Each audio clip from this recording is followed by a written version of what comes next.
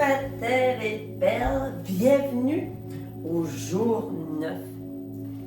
Lorsque j'ai terminé la dernière formation, la dernière cohorte, c'était en février.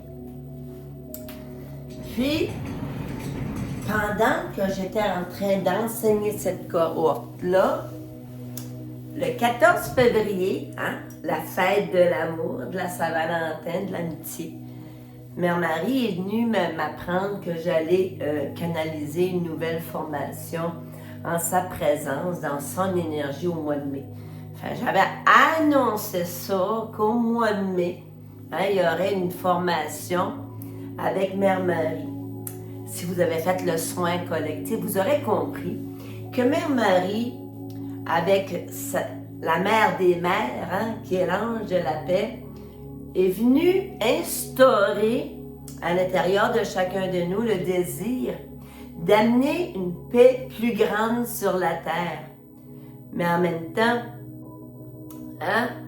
soit le changement que tu veux voir dans le monde. Donc, pour avoir la paix sur la terre, ça commence par nous, avec nous-mêmes, de faire taire les guéguerres, le yin, le yang, l'ego, l'âme, de mettre fin à cette dualité-là pour amener une nouvelle dimension intérieure, une nouvelle paix intérieure. Mais en même temps, en l'installant à l'intérieur de soi, moi je vois les bienfaits avec Michel, mon compagnon de route, mon mari. Je le vois aussi avec ma famille, avec mes amis, et tout s'installe en douceur. Puis, c'est là que Marie m'avait dit, tu viens de donner des outils, comment demeurer en équilibre dans la vie, mais amène-les à devenir des équilibristes holistiques. Dans ce temps-là, je suis en train de coacher, là, ça fait que j'ai pris les informations, canalisations, je les ai notées. Mais c'est juste au mois de mars, mars-avril, dans l'un de mes voyages à Punta Cana, que c'est devenu très, très clair. Et que j'ai compris c'était quoi devenir l'équilibre holistique. Puis aujourd'hui, ça va être une petite capsule parce que cette semaine, il faut ralentir, faut comprendre notre machine, faut comprendre est-ce que j'ai besoin d'amener encore plus de paix intérieure?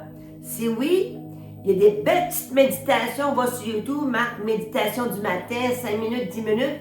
Tu peux même aller voir sur ma chaîne YouTube, j'ai plein de méditations. J'ai des soins collectifs aussi. Donc, c'est d'arrêter le mental. Parce que si hier, la carte disait ceci, pour se transformer, on doit accepter de laisser aller ce qui ne nous ressemble plus. Et parfois, on ne sait pas ce qui ne ressemble plus. On a besoin d'un temps d'arrêt, puis d'aller voir qui on est devenu, puis qu'est-ce qui résonne, puis qu'est-ce qui ne résonne plus. Fait qu'aujourd'hui, j'avais le goût de vous commencer avec une définition de l'équilibre holistique. C'est une approche globale visant l'harmonie entre le corps, l'esprit, les émotions et l'environnement social. Quand je suis arrivée à Caraquet, j'ai eu le bonheur d'avoir Dr Blanchard comme responsable de mon dossier médical. Puis, la première chose que je lui ai dit, je ne suis pas contre la médication, aucunement. Elle a sa place et quand le corps est hypothéqué, elle est parfois nécessaire. Mais en même temps, moi j'ai dit, peux-tu me montrer comment je peux peut-être pas me rendre à la médication? C'est intéressant parce que dans ce moment-là, je faisais beaucoup d'acupuncture, je faisais des soins énergétiques à Saint-Quentin. Puis, dans ce processus-là, j'ai compris que j'avais une possibilité d'auto-guérison. Tu n'es pas convaincu à 100%. La vie m'avait malmené. Mon équilibre émotionnel et psychologique après une plainte pour harcèlement était pas à zéro, là, mais était, je te dirais, il y avait des failles. Il y avait, dans ma base, là, ma structure de béton, ben là, il y avait des failles, hein?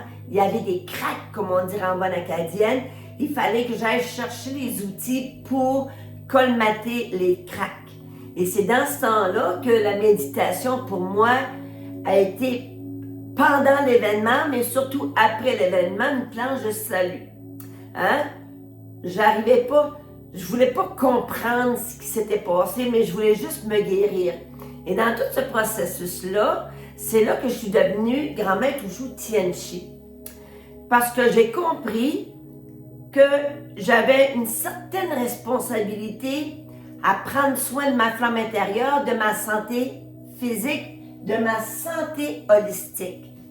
Parce que ce que j'ai compris en formation, c'est que les émotions, quand on a un coup dans le plexus solaire qui nous coupe le souffle, hein, ben ça c'est des, j'appelle ça des morsures à l'âme. Si ces moments-là ne sont pas libérés en énergie, parce que tout ce qui nous est arrivé dans la vie, hein, que ce soit de beau ou de grand, ou de moins beau ou de moins grand, les souvenirs sont logés, se cristallisent dans des cellules. Et les cellules, on les porte dans notre corps. Si on a beaucoup de cellules cristallisées, c'est des cellules énergétiques, il n'y a pas de vie. C'est souvent là qu'on va voir apparaître des diagnostics, des gros mots, là, hein? Et ça se peut que toi aussi, tu les aies entendus, ces gros mots-là. Moi, je me souviens, j'étais avec Michel, on parle d'à peu près plus que 15 ans, ça fait 17 ans que je suis on va dire 20 ans. Puis, j'avais été consultée parce que j'avais au niveau du derme, de la peau, des points comme on me disait, va faire consulter. Et quand j'ai consulté une dermatologue, elle m'a dit c'était un cancer de la peau. J'ai braillé ma vie. Hein? Elle a dit, on va t'enlever les morceaux. Puis j'ai dit oui. Hein? Mais après ça, c'est devenu poussé à l'extrême. Là, c'était rendu les ongles d'orteil. Et là, ça ne résonnait plus. Fait que là, j'ai demandé un deuxième avis. Oui, culotté de même, là. Oui. Et le deuxième avis, le monsieur a dit, non, il dit, on va te suivre, t'es blonde, aux yeux bleus, donc au niveau de la peau, plus sensitive, donc peut-être plus dans les probabilités que ça devienne des morceaux cancéreux. Mais il m'a suivi pendant quasiment 6 ans, mais j'ai pas j'ai pas mis le focus là-dessus. J'ai mis le focus, non, il doit y avoir autre chose. Et c'est cette conviction-là qui m'a animée, que j'ai pris ma formation en Tianchi, parce que je savais que les coups que je venais de recevoir, psychologiquement parlant, si je les libérais pas, mon corps aurait répondu. Parce que quand les émotions, ça fait des blocages, donc des cellules bloquées, c'est là que le mal apparaît, le mal a dit, donc le corps parle. Tout ce que vous avez présentement, OK? Puis moi, j'étais en train de tester là, la médecine holistique. Moi, je suis bonne pour tester ça parce que pour l'instant, j'ai 60 ans, aucune médication ni rien. Là, j'ai commencé à prendre du collagène parce que c'est vrai qu'après 50 ans, nos os, nos muscles, puis, savez-vous, ça fonctionne. Écoute, là, je suis pas jeune, mais en fin de semaine, j'ai fait 16 km de vélo, 2 parties de pickleball que j'ai gagné. Hein? Faut pas le dire. Mon amoureux aime pas ça que je dise. Il dit, je me vante. Ben non, je constate, c'est tout. Et j'ai essayé ce qu'on appelle une machine tu sais, qui avec des élastiques, tout ça qui fait mouvoir le corps. Et ce matin, j'ai zéro,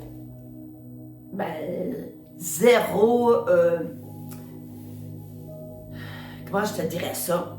Pas que j'avais du mal, mais j'ai zéro raideur. Donc, ça fonctionne pour moi.